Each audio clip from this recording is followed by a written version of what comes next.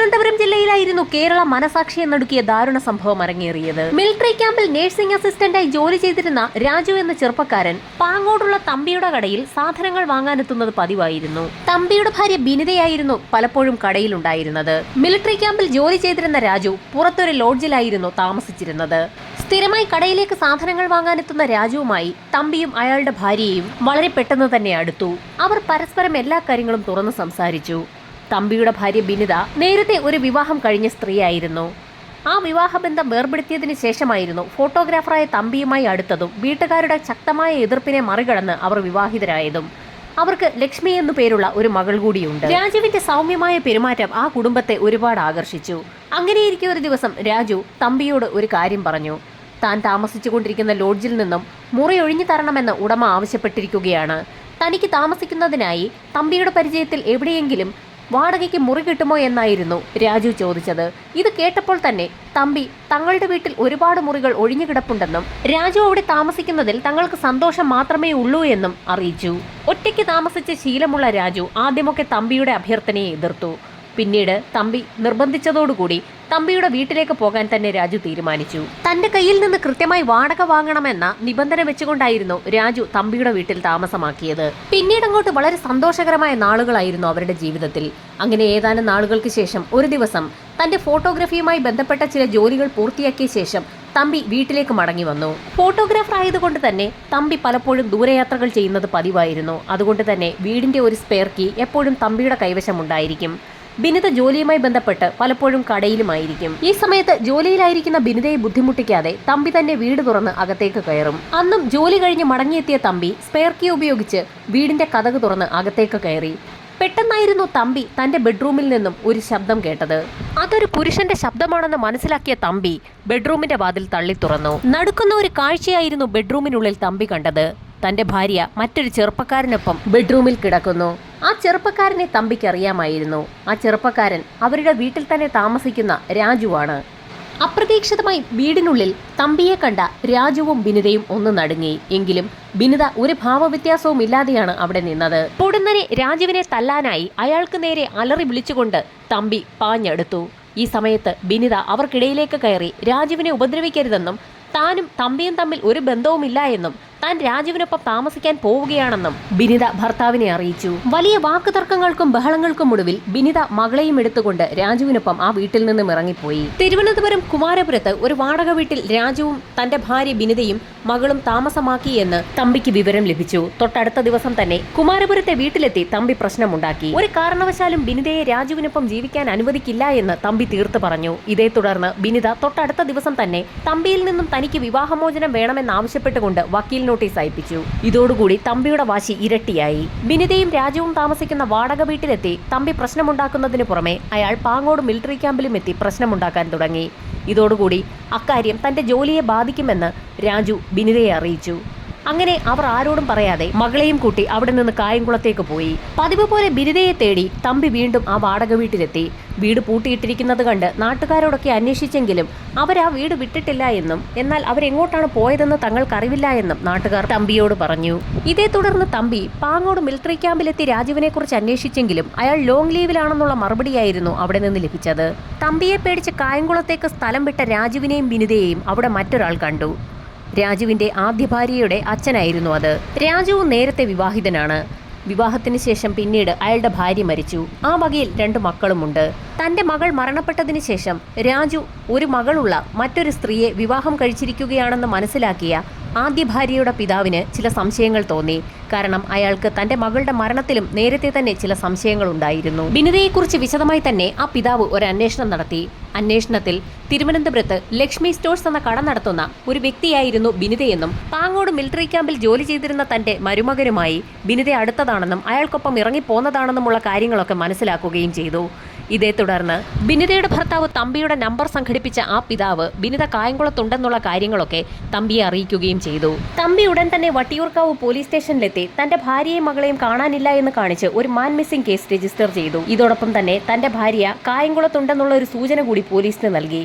വിവരമറിഞ്ഞ വട്ടിയൂർക്കാവ് സ്റ്റേഷനിൽ നിന്നും ഉടൻ തന്നെ ആ വിവരം കായംകുളം സ്റ്റേഷനിൽ വിളിച്ചറിയിച്ചു. ബിനിതയെയും മകളെയും അപ്പോൾ തന്നെ കായംകുളം സ്റ്റേഷനിലേക്ക് വിളിച്ചു വരുത്തി. സ്റ്റേഷനിൽ അവരെ കാത്ത് തമ്പി നിൽക്കുന്നുണ്ടായിരുന്നു. പ്രശ്നങ്ങൾ ഒത്തുതീർപ്പാക്കി തമ്പിയും ബിനിതയും ഒരുമിച്ച് താമസിക്കണമെന്ന് പോലീസ് ആവശ്യപ്പെട്ടു. തമ്പിയിൽ നിന്ന് നിയമപരമായി വിവാഹമോചിതയാകാത്തതുകൊണ്ട് തന്നെ മറ്റൊരു പുരുഷനോടൊപ്പം താമസിക്കുകയാണെന്ന് പറയാൻ പോലീസിന് മുൻപാകെ ബിനിതയ്ക്ക് കഴിയാത്ത സാഹചര്യത്തിൽ പോലീസ് പറഞ്ഞ ഒത്തുതീർപ്പിന് വഴങ്ങി ബിനിതയും മകളും തമ്പിക്കൊപ്പം തിരുവനന്തപുരത്തേക്ക് പോയി. പോലീസ് സ്റ്റേഷനിൽ വെച്ച് ഇങ്ങനെയൊക്കെ സംഭവിക്കുമെന്ന് നേരത്തെ തന്നെ കണക്കുകൂട്ടിയ ബിനിതയും രാജുവും ചേർന്ന് തയ്യാറാക്കിയ പ്ലാനിന്റെ അടിസ്ഥാനത്തിൽ തന്നെയായിരുന്നു യഥാർത്ഥത്തിൽ ബിനിത തമ്പിക്കൊപ്പം തിരുവനന്തപുരത്തേക്ക് പോയത്. എന്നാൽ തന്റെ മകളും ഭാര്യയും തനിക്കൊപ്പം തിരുവനന്തപുരത്തേക്ക് മടങ്ങിയെത്തിയ സന്തോഷത്തിലായിരുന്നു തമ്പി.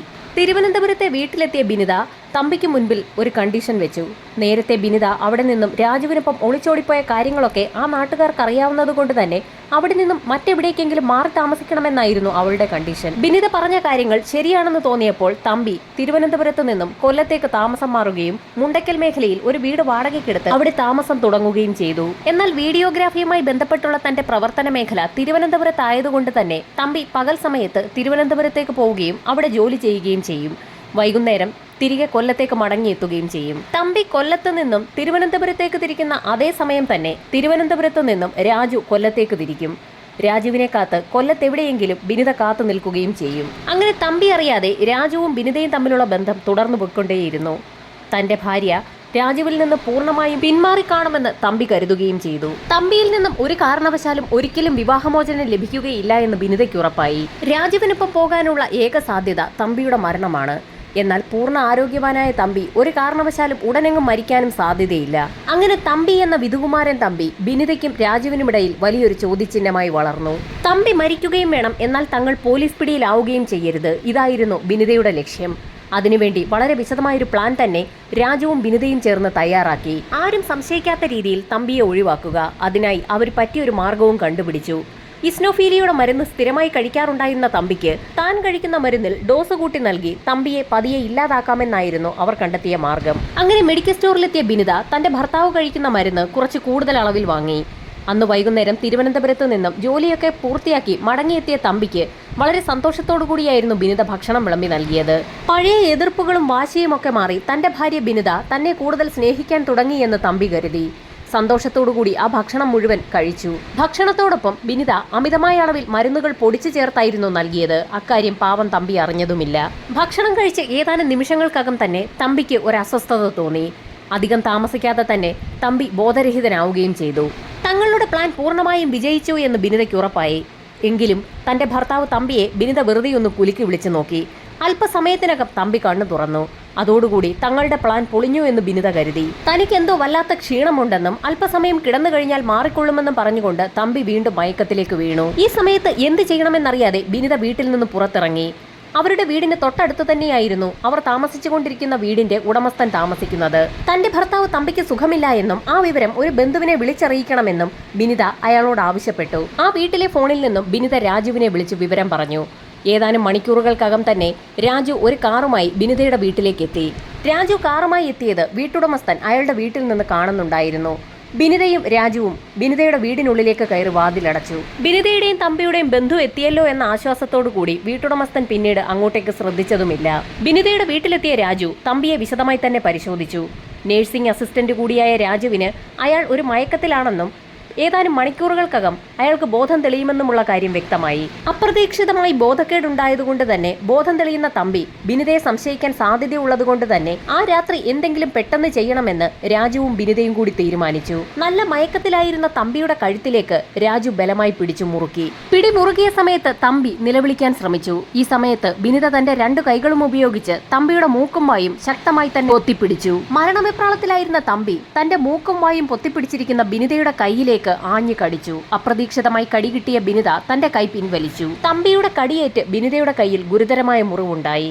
തമ്പിയുടെ അലർച്ച പുറത്തേക്ക് കേട്ടുകഴിഞ്ഞാൽ പുറത്തു നിൽക്കുന്ന ടാക്സി ഡ്രൈവറും തൊട്ടടുത്ത് താമസിക്കുന്ന വീട്ടുടമസ്ഥനും പ്രശ്നമുണ്ടാക്കുമെന്ന് മനസ്സിലാക്കിയ രാജു പൊടുന്നനെയായിരുന്നു ബെഡ്ഷീറ്റ് തമ്പിയുടെ വായിലേക്ക് തിരികെ കയറ്റിയത്. തമ്പിയെ അവിടെ കിടത്തുന്നത് അപകടമാണെന്ന് മനസ്സിലാക്കിയ രാജുവും ബിനിതയും ചേർന്ന് അബോധാവസ്ഥയിലായിരുന്ന തമ്പിയെ താങ്ങിപ്പിടിച്ച് വീടിന് പുറത്തെത്തിക്കുകയും ടാക്സി ഡ്രൈവറുടെ സഹായത്തോടു കൂടി അയാളെ വാഹനത്തിലേക്ക് കയറ്റുകയും ചെയ്തു.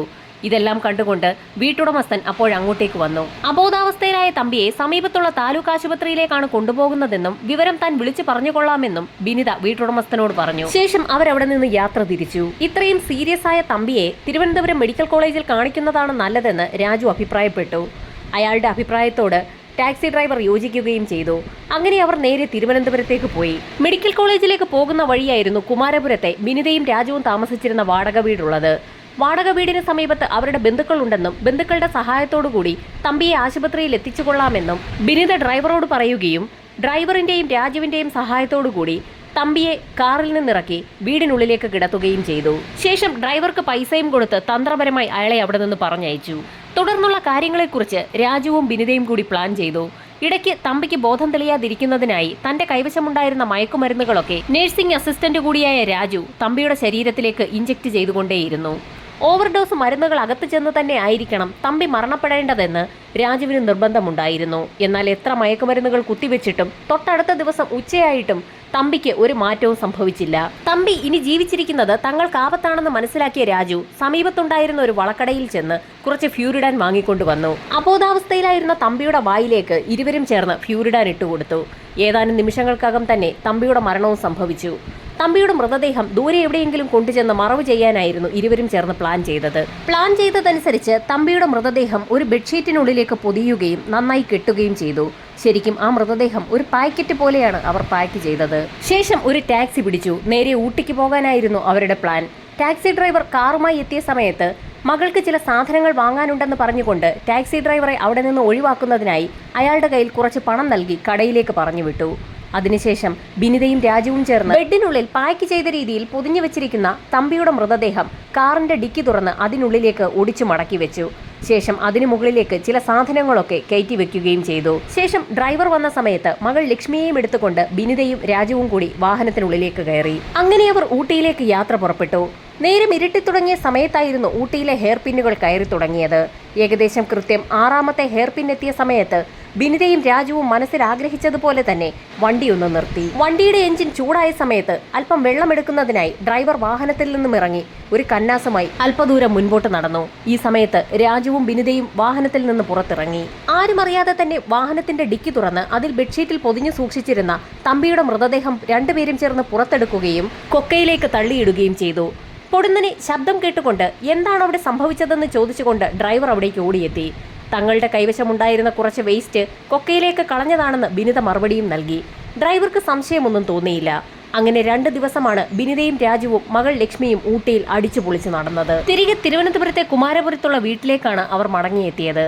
ആ വീട്ടിൽ നിന്നും തമ്പിയുമായി ബന്ധപ്പെട്ടുള്ള എല്ലാ അടയാളങ്ങളും തുടച്ചു നീക്കുന്നതായിരുന്നു അവരുടെ അടുത്ത ജോലി. തമ്പിയെ കുത്തിവെക്കുന്നതിന് ഉപയോഗിച്ച സിറിഞ്ചും മരുന്നുകളും ഒക്കെ അവിടെ നിന്ന് മാറ്റി. വീട് പൂർണ്ണമായും കഴുകി വൃത്തിയാക്കിയ ശേഷം ബിനിതയും രാജുവും തിരികെ കൊല്ലത്തെ മുണ്ടക്കിലെ വീട്ടിലെത്തുകയും അവിടെ നിന്ന് വീട് മാറുകയാണെന്ന് ഉടമസ്ഥനെ അറിയിച്ച ശേഷം അവർ കൊണ്ടുവന്ന ഒരു വാഹനത്തിലേക്ക് വീട്ടുസാധനങ്ങളൊക്കെ ഷിഫ്റ്റ് ചെയ്യുകയും ചെയ്തു. ഈ സമയത്ത് വീട്ടുടമസ്ഥൻ ഒന്നും സംസാരിക്കാതെ തന്റെ വീടിനുള്ളിലേക്ക് കയറിപ്പോവുകയും പോലീസ് സ്റ്റേഷനിലേക്ക് വിളിക്കുകയും ചെയ്തു. വീട്ടുടമസ്ഥന് ബിനിതയുടെയും രാജുവിന്റെയും പെരുമാറ്റത്തിൽ എന്തൊക്കെയോ ചില സംശയങ്ങൾ തോന്നി. അതുകൊണ്ടാണ് അദ്ദേഹം പോലീസ് സ്റ്റേഷനിൽ വിളിച്ചത്. കോൾ കണക്ട് ആയതും പോലീസുകാർ വിവരം തിരക്കി. താൻ കൊല്ലത്ത് നിന്നും വിളിക്കുകയാണെന്നും തന്റെ വീട്ടിൽ വാടകയ്ക്ക് താമസിച്ചിരുന്ന തമ്പി എന്ന വ്യക്തിക്ക് ഏതാനും ദിവസങ്ങൾക്ക് മുൻപ് ഒരു അസ്വസ്ഥതയുണ്ടാവുകയും അയാൾ അബോധാവസ്ഥയിലാവുകയും ചെയ്തെന്നും അയാളുടെ ഭാര്യയും ഒരു ബന്ധുവും ചേർന്ന് കൊല്ലം താലൂക്ക് ആശുപത്രിയിൽ തമ്പിയെ പ്രവേശിപ്പിക്കുകയാണെന്ന് പറഞ്ഞ് ഇവിടെ നിന്ന് പോവുകയും ചെയ്തിരുന്നതായും, എന്നാൽ താൻ പിന്നീട് താലൂക്ക് ആശുപത്രിയിൽ വിളിച്ചു തിരക്കിയ സമയത്ത് തമ്പി എന്നൊരു വ്യക്തിയെ താലൂക്ക് ആശുപത്രിയിൽ അഡ്മിറ്റ് ചെയ്തിട്ടില്ല എന്ന് ആശുപത്രി അധികൃതർ അറിയിച്ചതായും അയാൾ പോലീസിന് മൊഴി നൽകി. എന്നാൽ ഇപ്പോൾ തമ്പിക്ക് തീരെ സുഖമില്ല എന്നും അതുകൊണ്ട് തിരുവനന്തപുരത്തേക്ക് തിരികെ താമസം മാറുകയാണെന്നും പറഞ്ഞുകൊണ്ട് അയാളുടെ ഭാര്യയും ബന്ധുവും ഇവിടെ എത്തിയിട്ടുണ്ടെന്നും തമ്പി താലൂക്ക് ആശുപത്രിയിൽ തന്നെയാണ് ഉള്ളതെന്ന് ആ സ്ത്രീ തന്നോട് പറഞ്ഞതായും അതിൽ തനിക്ക് സംശയം തോന്നിയതായും വീട്ടുടമസ്ഥൻ പോലീസിനെ അറിയിച്ചു. തമ്പി എന്ന വിധുകുമാരൻ തമ്പിയാണ് അയൽപക്കത്ത് താമസിച്ചിരുന്നതെന്ന് കേട്ട ഉടൻ തന്നെ പോലീസിന് പെട്ടെന്നാണ് ഒരു സംശയം തോന്നിയത്. ഏതാനും നിമിഷങ്ങൾക്ക് മുൻപ് പോലീസ് സ്റ്റേഷനിൽ തമ്പിയെ കാണാനില്ല എന്ന് കാണിച്ചുകൊണ്ട് തിരുവനന്തപുരം പൂജപ്പുരയിൽ കോൺസ്റ്റബിളായി ജോലി ചെയ്തിരുന്ന തമ്പിയുടെ ഒരു സഹോദരൻ ഒരു മാൻ മിസ്സിംഗ് കേസ് രജിസ്റ്റർ ചെയ്തിട്ടുണ്ടായിരുന്നു. യഥാർത്ഥത്തിൽ തമ്പി നേരത്തെ വീട്ടുടമസ്ഥനുമായി സംസാരിക്കുന്നതിനിടയിൽ തനിക്കൊരു സഹോദരനുണ്ടെന്നും അയാൾ തിരുവനന്തപുരത്ത് പോലീസിലാണെന്നും ആ വീട്ടുടമസ്ഥനോട് പറഞ്ഞിരുന്നു. അക്കാര്യം അറിയാവുന്നതുകൊണ്ട് തന്നെ തമ്പിക്ക് അസ്വസ്ഥതയുണ്ടായി. ബിനിത അന്ന് രാത്രിയിൽ ആശുപത്രിയിലേക്ക് കൊണ്ടുപോയ അതേ ദിവസം തന്നെ ആ വീട്ടുടമസ്ഥൻ സഹോദരനായ പോലീസുകാരനെ വിളിച്ച് വിവരം പറഞ്ഞിരുന്നു. കൊല്ലം താലൂക്ക് ആശുപത്രിയിൽ തമ്പിയെ പ്രവേശിപ്പിച്ചിട്ടില്ല എന്ന് മനസ്സിലാക്കിയ സഹോദരൻ തിരുവനന്തപുരം മെഡിക്കൽ കോളേജിലും തമ്പിയെ അന്വേഷിച്ചിരുന്നു.